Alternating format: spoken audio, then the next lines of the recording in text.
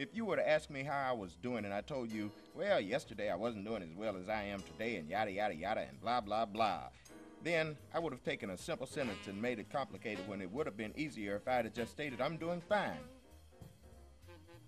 Sometimes I find it difficult to spit out a single sentence coherently and make it mean something, and that's my life in a nutshell. I got a short attention span. It's hard for me to focus. They call it ADD or some hocus pocus. I should have been a psychologist. Maybe I should have seen a psychologist. I took a psychology class. I went to college. I just didn't finish going. Anyway, they say that education is highly overrated. Whoever said it was probably uneducated.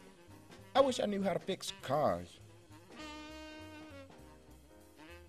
I'm like a jack of all trades. Well, not all, but many.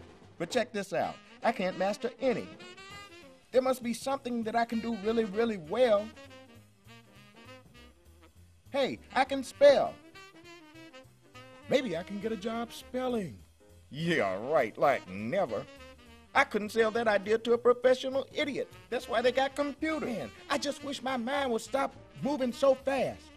I used to wake up and make up my bed every morning, but I haven't done that since I left the house I was born in. Maybe that will make me a better man to be all nice and neat, but I don't plan to lose no sleep over a heap of shortcomings. I'm unmanageable, and that's the bottom line. I hope to get better, but I'm doing this one day at a time.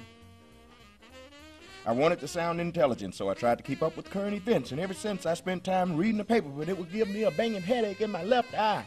So I tried to watch TV, but I don't like the news. It gives me the blues, and I really can't afford cable, but I'm not able to get a picture without it, and that's how they get you. Now I get over 200 channels of nothing but crap, so I sit up with a remote in my lap watching the preview channel, sitting up thinking I need to get a life. Maybe I can get a wife while I'm at it. Oh, forget it. Who in their right mind will want me and my idiosyncrasies? I get enough money to pay all my bills, but there's always that one that comes back to haunt me with insufficient funds. I'm missing about a half dozen left foot socks. They just up and ran away. I remember when I used to have a good memory. Nowadays, that's just about all I can remember. I have to have the TV on before I can go to sleep. Darkness is not the source of my fears. It's the dismal quiet that overpowers my ears. In other words, silence is the loudest noise I ever heard. Because that's when the committee of people inside my head begin to shout, telling me what to think and what to do and what to wear and how to raise my kids and how to spend my money and how to spend my time and how to act and how to feel. And they don't even know, but still they tell me.